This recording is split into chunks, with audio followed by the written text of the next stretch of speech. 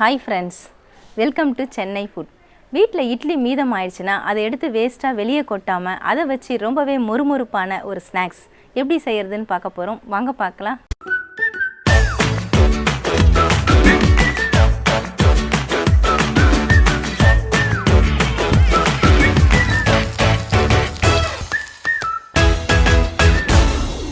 நான் மீதமான இட்லி 5 இட்லி எடுத்துருக்காங்க. இந்த இட்லியை நாம கட் பண்ணி எடுத்துக்கணும். இந்த மாதிரி நீல வாக்குல கட் பண்ணிக்கலாம்.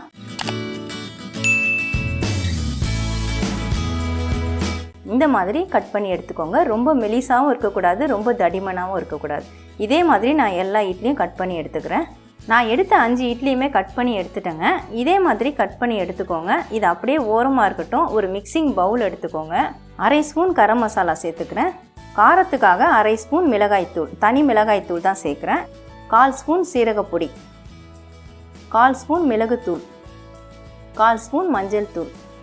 உப்பு தேவையான அளவு சேர்த்துக்கோங்க. நான் ஏற்கனவே இட்லி மாவில் உப்பு சேர்த்துருக்கேன், அதனால் 1/4 ஸ்பூன் அளவுக்கு சேர்த்துக்கிறேன். இதை மிக்ஸ் பண்ணுறதுக்காக நம்ம தண்ணி சேர்க்க போகிறது இல்லைங்க, எண்ணெய் தான் சேர்க்க போகிறோம். 1 ஸ்பூன் அளவுக்கு நான் ஆயில் எடுத்து வச்சுருக்கேன், அதை இதில் சேர்த்துக்கிறேன். சேர்த்துட்டு நல்லா கை வச்சு மிக்ஸ் பண்ணி விட்டுக்கோங்க. நல்லா மிக்ஸ் ஆகிடுச்சு. நம்ம கட் பண்ண இட்லியே இதில் சேர்த்துக்கலாம். இட்லியை சேர்த்துட்டு பொறுமையாக கலந்து விடுங்க, இல்லைனா இட்லிலாம் உடஞ்சிரும் பீசஸ்லாம். நம்ம சேர்த்த மசாலா எல்லாமே நல்லா இட்லியில் கோட் ஆகிருக்கு பாருங்கள். 2 சைடுமே நல்லா பிடிச்சிருக்கு. இது அப்படியே ஓரமாக இருக்கட்டும். நான் இன்னொரு பவுலில் பார்த்தீங்கன்னா 2 டேபிள் ஸ்பூன் அளவுக்கு கார்ன்ஃப்ளவர் சேர்த்துருக்கேன். இந்த கார்ன்ஃப்ளவரில் நம்ம கொஞ்சமாக தண்ணி சேர்த்துட்டு அதை மிக்ஸ் பண்ணிக்கலாம்.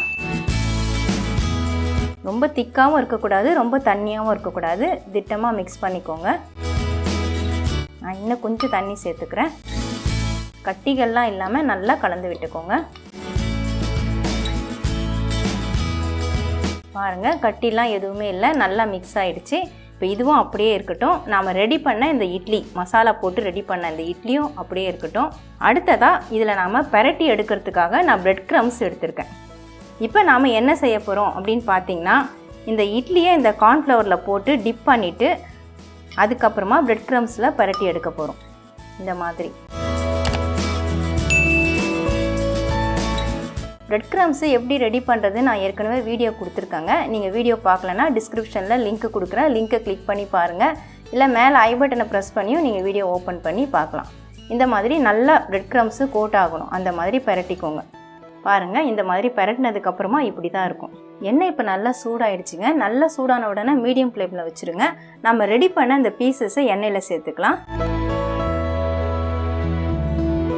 ஒரு பக்கம் வேகட்டும், அதுக்கப்புறமா நம்ம திருப்பி விடலாம். எண்ணெயில் போட்ட பீசஸ்லாம் நான் 1 நிமிஷம் விட்டுட்டு அதுக்கப்புறம் திருப்பி விட்டுட்டேங்க. இப்போ 2 சைடுமே நல்ல கோல்டன் கலரில் வந்துருச்சு பாருங்கள். இப்போ நம்ம இதை எடுத்துக்கலாம்.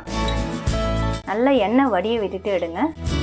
பிளேட்டில் நான் டிஷ்யூ பேப்பர் போட்டு வச்சுருக்கேன், அதில் மாற்றி விட்டுக்கிறேன். அவ்வளவுதான் ஃப்ரெண்ட்ஸ், வீட்டில் மீதமான இட்லியை வச்சு ரொம்பவே சூப்பராக கிறிஸ்பியான ஸ்நாக்ஸ் நம்ம ரெடி பண்ணிட்டோம். இதை நம்ம வேஸ்ட் பண்ணாமல் இந்த மாதிரி ஸ்நாக்ஸாக ரெடி பண்ணி கொடுத்தா வீட்டில் இருக்கக்கூடிய குட்டீஸ்லேருந்து பெரியவங்க வரைக்கும் விரும்பி சாப்பிடுவாங்க. நமக்கு இட்லியும் மீதமான வேஸ்ட் ஆகாமலும் இருக்கும். அதை வச்சு ஒரு கிறிஸ்பியான ஸ்நாக்ஸும் நம்ம ரெடி பண்ண மாதிரி இருக்கும். ரொம்ப டேஸ்ட்டாக இருக்கும். கண்டிப்பாக ட்ரை பண்ணி பாருங்கள். மீதமான இட்லியை வச்சு ரொம்பவே முறுமுறுப்பான ஒரு ஈவினிங் ஸ்நாக்ஸ் எப்படி செய்யறதுன்னு வீடியோவில் பார்த்துருப்பீங்க. ரொம்ப டேஸ்ட்டாக இருக்கும். கண்டிப்பாக ட்ரை பண்ணி பாருங்கள். உங்களுக்கு இந்த வீடியோ பிடிச்சிருந்தா லைக் பண்ணுங்கள், ஷேர் பண்ணுங்கள், சப்ஸ்கிரைப் பண்ணுங்கள். பக்கத்தில் இருக்க பெல் ஐக்கானை கிளிக் பண்ணிக்கோங்க. அதில் ஆல்னு ஒரு ஆப்ஷன் காட்டும், அதையும் கிளிக் பண்ணிக்கோங்க. நன்றி, வணக்கம்.